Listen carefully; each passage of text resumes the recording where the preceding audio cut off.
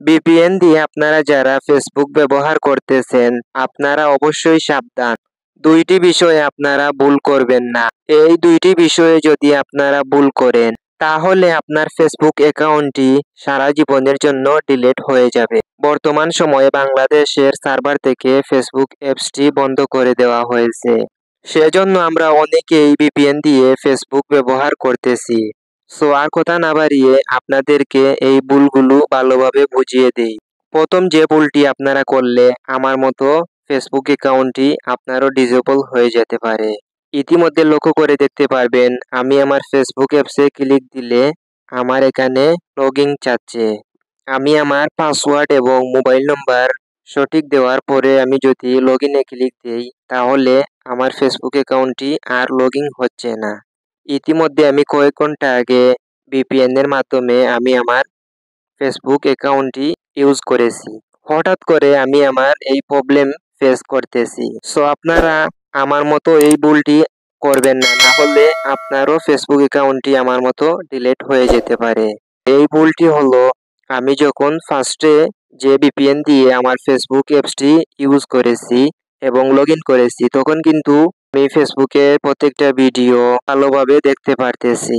তারপরে আমি যখন আবার কয়েক ঘন্টা পর আমি আমার ফেসবুক অ্যাপসটিতে ঢুকি, তখন কিন্তু আমার ফেসবুক অ্যাপসটি সাথে সাথে ডিসেবল হয়ে যায়। আমার ফেসবুক অ্যাপসটি ডিসেবল হওয়ার কারণ হলো, আমি যখন ফার্স্টে যে ভিপিএন দিয়ে ফেসবুক অ্যাপসটি ইউজ করেছিলাম, তখন কিন্তু আমার কান্ট্রিটা সিলেক্ট করা ছিল অন্য একটি দেশ।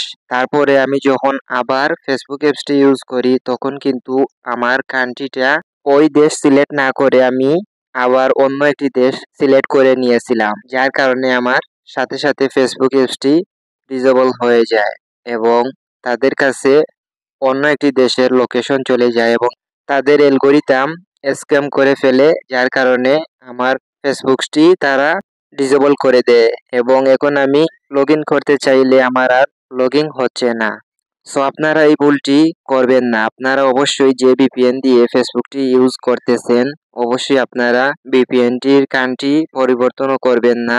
আপনারা ওই ভিপিএন দিয়ে ফেসবুকটি ইউজ করতে পারবেন এবং এভাবে ইউজ করলে আপনার ফেসবুক অ্যাপসটি আমার মতো ডিসেবল হবে না। আপনারা কান্ট্রি পরিবর্তন করবেন না। 2 নম্বর বিষয়টি হচ্ছে, ধরেন আপনি ভিপিএন দিয়ে ফেসবুক ব্যবহার করতেছেন।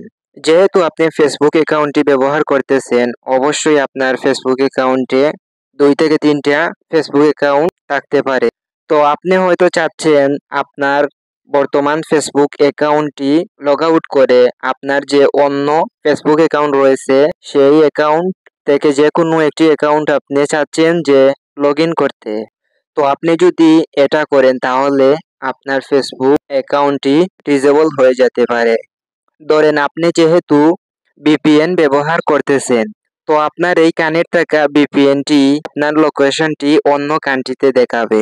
আপনি যেহেতু বাংলাদেশ থেকে ফেসবুক অ্যাপসটি ব্যবহার করতে পারতেছেন না, আপনি ভিপিএন এর সাহায্যে ফেসবুক ব্যবহার করতেছেন, তো অবশ্যই কানেক্ট থাকা ভিপিএন আপনাকে বাংলাদেশ থেকে অন্য কান্ট্রিতে নিয়ে যাবে আপনার ফোনের লোকেশন। তারপর আপনি এতদিন যেহেতু বাংলাদেশ থেকে এই ফেসবুক অ্যাপসটি ইউজ করেছেন, সো এখন আপনি ভিপিএন এর সাহায্যে লগ আউট করে অন্য একটি অ্যাকাউন্ট লগইন করতে চাচ্ছেন, তখন কিন্তু যেহেতু আপনার লোকেশনটি বাংলাদেশ থেকে পরিবর্তন হয়ে অন্য কান্ট্রিতে অ্যাড হয়ে গেছে, তখন কিন্তু ফেসবুক স্ক্যাম করে ধরে ফেলবে। এটি একটি সমস্যা, কেননা এতদিন কিন্তু আপনি বাংলাদেশ থেকে এই ফেসবুক অ্যাপসটি ব্যবহার করেছেন।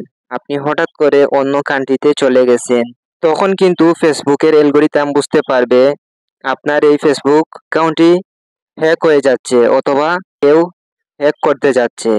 এরকম একটা বিষয় তারা ভেবে নেয় এবং তারা সাথে সাথে আমাদের ফেসবুক অ্যাকাউন্টটি ডিসেবল করে দেয় এবং আমরা আর পরবর্তীতে চাইলে ফেসবুক অ্যাকাউন্টটি লগইন করতে পারি না।